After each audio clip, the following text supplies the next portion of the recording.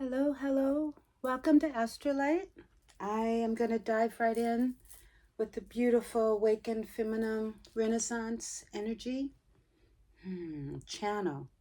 That was coming to me as I was opening up the channels. I was hearing it's the flow, it's the energy, but it's the channel. The message that come from our ancestors. Such a beautiful message that came. This is part 2. I've already went in and I'm just going to read from this lovely book. What I did was I chose the Egyptian goddess, and I hope you can see that okay. I want you to be aware. These beautiful oracle cards. I don't want to butcher it. It's Sylvia, Silvanalasa. And I will have a description of the cards that I use in the description box. I need to remember to do that. So let's just go with the readings, and I'm gonna call in the beautiful feminine energy channel, calling in the mothers, the ancestors, to give us guidance. If there's any intuitively that they would like us to know, just I will, if I hear it at least 3 times, a beautiful whisper, I will see it out loud.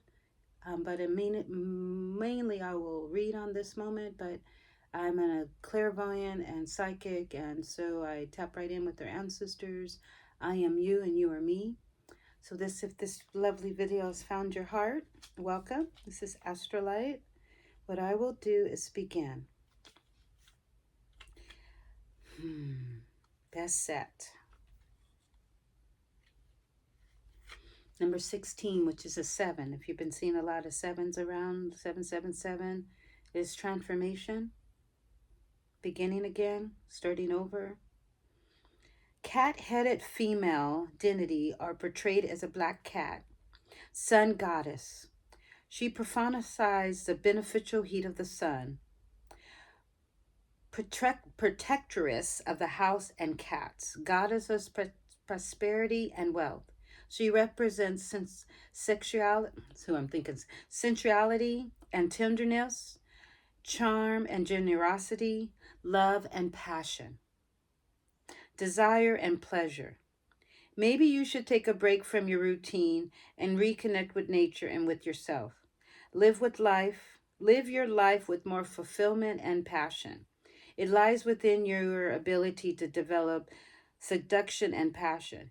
You could get great satisfaction in any area of your life and experience moments of full of joy and satisfaction. Let me read that again. You could get great satisfaction in any area of your life and experience moments of full and satisfaction. I think this is a staff. So she knows what she knows, and she's just so content with what she has created at this moment in time. And she's just sitting back and realizing that it's just time to take a little short break. Be of the world, but not always in the world. That was coming also. So the second card that came was, and I'll just switch them out, was the beautiful Mahat, which is the goddess, the lovely wings. She gets here, she gets there, she makes moves, she doesn't mess around, and she is a goddess of harmony. So they say Mahat, which is a 13, which is number 4 on the card, which represents foundation, truth and fairness. Mahat. Goddess of harmony, justice, and truth. She is usually depicted as a young woman with wings or holding the scepter of power, a symbol of eternal life. She wears an ostrich feathers as her head, a symbol of lightness. Mahat also represents universal order. All exists, moves on, the base of the principle of justice, interpreted as a law that must be observed. It is time for recovery and restoration. You may receive rewards for certain right actions, but also punishments and consequences for wrong ones. Ooh, I don't believe in punishments and consequences. I believe in consequences and be very, what you call, take responsibility for your actions. That's what I usually like to say. Remember that happiness can only be achieved through fairness, righteousness, and moderation. Yes. So beautiful. See if anything else comes. Mm. You see how she had the eye of Ra, the eyes of Ra, sees all, knows all, sees all, knows all. So beautiful. Okay. Any other beautiful messages? So this was the next card that came up was, this is I want to pronounce it as Twat Genius, which is 7. She is also the protectress of pregnant women and children. She is vigilant even in her sleep. Goddess depicts with the features of a pregnant hippo with human breast, standing on two legs and with a crocodile tail on her back. She is considered the mother of the sun and collaborates in her daily rebirth, as well as helping to deceased to be reborn to anew. She symbolizes everything that leads to the generation of things and their appearance. You could start some new projects or have news on the way, the birth of something new, the arrival of new life, or the beginning of a relationship in your life. Both is the beginning phase and in the sense of a bond that is welded such as marriage. Wielded such as marriage. So whoever is coming to your lovely existence in your lovely moment in this divine timing, they're meant to be there. They're meant to be there.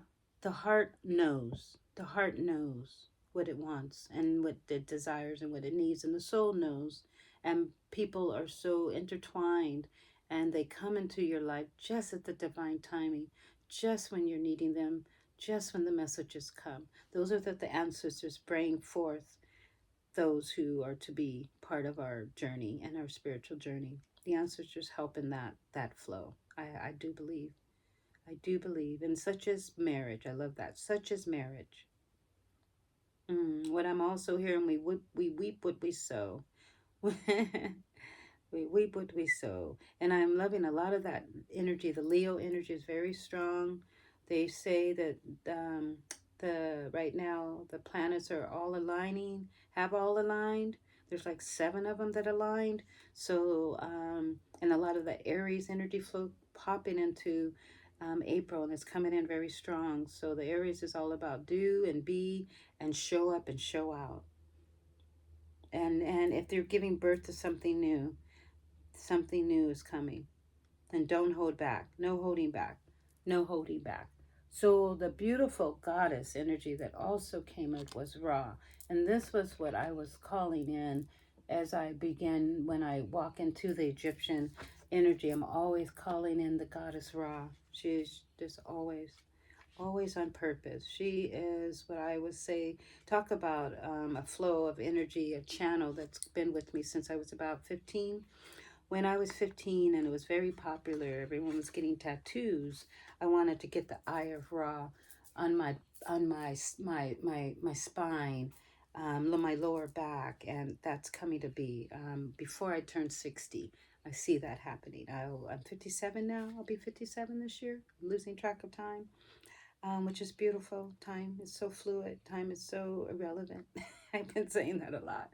Ah, so Ra, number 1, enlightenment. If you've been seeing a lot of 111, 11, so here we go. First sun god, there we go, that Leo energy again. He who rises up, climbing high in the sky. Life and prosperity comes from the sun and its heat. It is symbolized in the Eye of Ra, also associated with the meaning of the third eye. The energy of Ra is vital, the source of creative growth. The divinity instills clarity and transparency. There is nothing to fear under the influence of Ra. She helps you to heal wounds and restore lost harmony, but with action. Above all, she advises you to abandon the suffrages of the moon and to act boldly and in the full light of day. There we go with that. There we go. Passion in the full light of day. Be present, show up, and show out. After you sit back and just be for a moment in time. After you have regrouped, you see, just sitting on that lovely boat, just waiting for the moment to just drift away and then come back and be in that beautiful sun. Let's see if there's anything else that comes. The third eye, yes. I kept wanting to pull this beautiful amethyst out. The third eye. When I was on my spiritual journey and began my spiritual journey, the third eye was what opened up for me. And this one was always wants to fall. It fell in the last. But the third eye opened up for me when I was really walking into my soul's purpose, and I asked for it. I called it in. I asked for spirit, and I would sit amethyst on my pineal before I went to sleep. I visualized purple velvet. I wore it a lot just for fun, and my jewelry and my clothing. I wanted to bring in that whole energy of confidence, and I wanted to flow in that energy of confidence. So, anything else? So that is the message for your heart. Open up your third eye. Tap in. Be real in tune to what is true, your truth, your knowing, your understanding. Be creative. You know, like when you give birth to children, you sit 9 months in that flow, just knowing that what is coming is going to be the biggest gift you've ever received. So whatever is coming, it's going to be the biggest gift you've ever received. The biggest gift you've ever received. And that is just as simple as knowing more and discovering more of who you've come here to be. Namaste, my heart to your heart. If this moment has found you, please subscribe. Please leave a comment.